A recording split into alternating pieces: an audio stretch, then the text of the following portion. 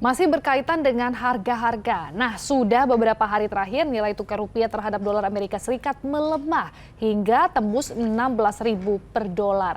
Perlukah kita waspada terhadap dampaknya ke harga pangan? Simak selengkapnya dalam diskusi.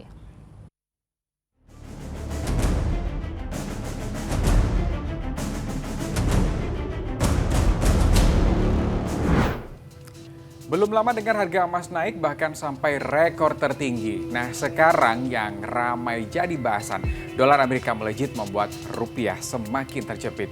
Nilai tukar rupiah beberapa hari ini di atas Rp16.000, tertinggi sejak 4 tahun terakhir.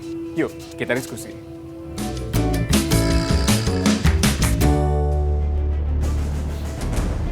Kalau pas pegang dolar Amerika dan butuh rupiah sih, sekarang ini pas untuk nukar. Tapi kalau justru harus tukar dolar dari rupiah, nah ini. Per Kamis 18 April, kurs transaksi Bank Indonesia $1 16.321 rupiah. Jadi, kalau butuh $100 aja, kita harus ngeluarin uang Rp1.632.100 rupiah. Nah, sebulan terakhir, nilai tukar dolar terhadap rupiah memang cenderung menguat. Pertengahan Maret lalu masih 15.700-an dan di awal April sudah 16 ribuan sampai sekarang. Tekanan negatif global, geopolitik luar negeri disebut menjadi alasan dolar menguat di sejumlah negara. Tapi untuk Indonesia, benarkah ada tekanan faktor lain? Jadi salah satu penyebabnya adalah eskalasi konflik yang ada di Timur Tengah, terutama Iran dengan Israel, dan ini diperparah juga dengan konflik yang ada di Rusia Ukraina belum juga selesai. Jadi resiko geopolitik naik dan mengakibatkan investor mengalihkan asetnya ke aset yang berbasis pada dolar dan meninggalkan mata uang negara-negara lainnya termasuk rupiah. Kemudian faktor berikutnya adalah dari sisi ada keraguan terhadap postur APBN, karena ke depan ini APBN beban fiskalnya berat, bansosnya berat, beban utang berat ditambah dengan program-program di masa transisi pemerintahan yang baru mendatang. Dan ini yang mengakibatkan juga investor mengalihkan asetnya. Selain itu juga ada kekhawatiran suku bunga akan bertahan dalam posisi yang tinggi, bahkan ada kemungkinan suku bunga naik dalam jangka waktu yang cukup lama.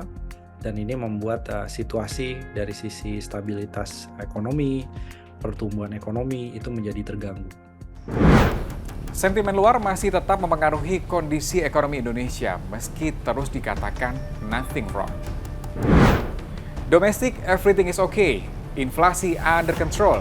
Kondisi ini memang dari global dan tidak hanya Indonesia yang terimbas. Itu kata Deputi Gubernur Senior Bank Indonesia. Kondisi ekonomi Indonesia yang baik, ini juga yang dikatakan Menko Perekonomian. Aman, pertumbuhan terjaga, inflasi terkendali, cadangan devisa aman, kemudian ekspor masih positif. Kalau kita bandingkan dengan berbagai negara lain, relatif tentunya kita sedikit lebih baik dari Malaysia, juga China. Yang lebih baik dari kita adalah salah satunya adalah Korea Selatan dan Thailand. Sekarang pertanyaannya, kemudian sampai kapan nilai tukar rupiah bisa terpuruk dan mempengaruhi harga-harga? Karena yang kita tahu kan, Indonesia ini masih bergantung impor sejumlah barang kebutuhan.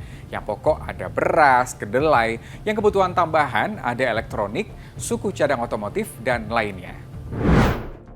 Sepertinya sih belum, karena harus dilihat bulan November nanti akan ada pemilu di Amerika Serikat. Itu pun juga akan jadi game changer terhadap fluktuasi nilai tukar negara berkembang, khususnya rupiah. Nilai tukar rupiah terpuruk kurun waktu 4 tahun terakhir. Namun, bukan berarti kondisi ini bisa serta-merta disamakan dengan krisis yang lalu-lalu. Hal simpel yang bisa kita lakukan adalah kurangi pembelian produk impor dengan menggunakan produk-produk dalam negeri. Meski nilai tukar rupiah turun, kamu juga bisa tetap berinvestasi surat utang negara ori terbitan pemerintah atau perbankan syariah. Terima kasih ya sudah diskusi.